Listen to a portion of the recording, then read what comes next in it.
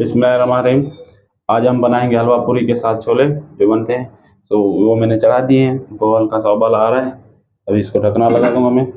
इसको 15 मिनट के लिए छोड़ देंगे, फिर इसको चेक करेंगे। बिस्मिल्लाहिर्रहमानिर्रहीम। अभी इन छोलों को चेक करते हैं। इनको मैंने बोला था 15 मिनट। माशाल्लाह, चने हमारे तैयार हो गए हैं, बिल्कुल गल गए हैं। अब इनको उतार देंगे। मैंने इनको क्या किया था, भिगाने वक्त मैंने सोडा डाला था। सोडा डाल के फिर मैंने वो पानी ज़्यान कर दिया था। पानी ज़्यान करके फिर मैंने फ्रेश पानी डाल के और चूल्हे पे चला दिए थे। अभी माशाल्लाह छोले की तैयारी कर रहे हैं, जो हलवा पूरी के साथ छोले बनते हैं। उसके लिए मैंने पतीले में ऑयल डाल दिया। ये मैंने एक प्याज कटी हुई है, वो डाल दूंगा मैं, चॉप कटी हुई है। माशाल्लाह मेरा प्याज जो है हल्का सा ब्राउन हो गया। ब्राउन हो जाए इस तरह के इसको थोड़ा सा फ्राई करते रहेंगे जब तक इसका ब्राउन कलर ना हो जाए।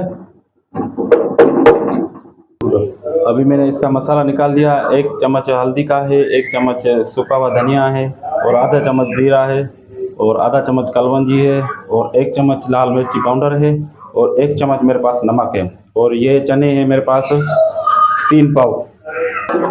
अभी मेरे पास ये प्याज ब्राउन हो गया है। अभी डाल दूंगा मैं इसमें मसाले।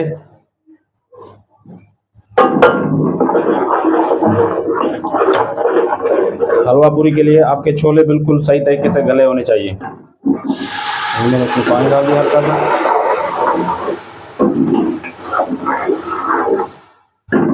और इसकी 2 मिनट भुनाई करूंगा।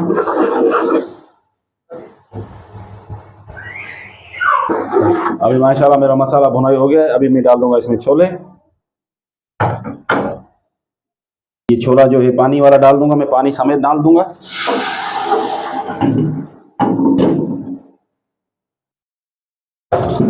और छोले आपके बिल्कुल हलवा होना चाहिए, बिल्कुल सही तरीके से गले होने चाहिए।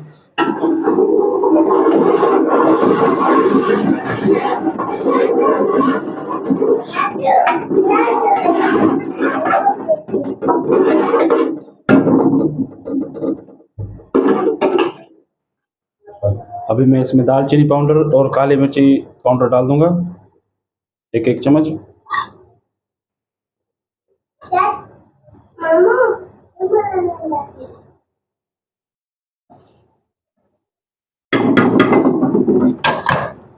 अभी छोले हमारे तैयार हो गए।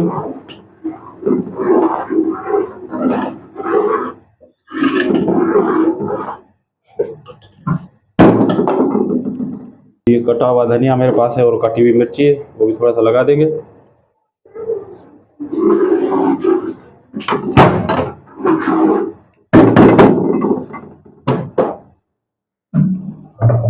कर देंगे इसके छोलों को माशाल्लाह।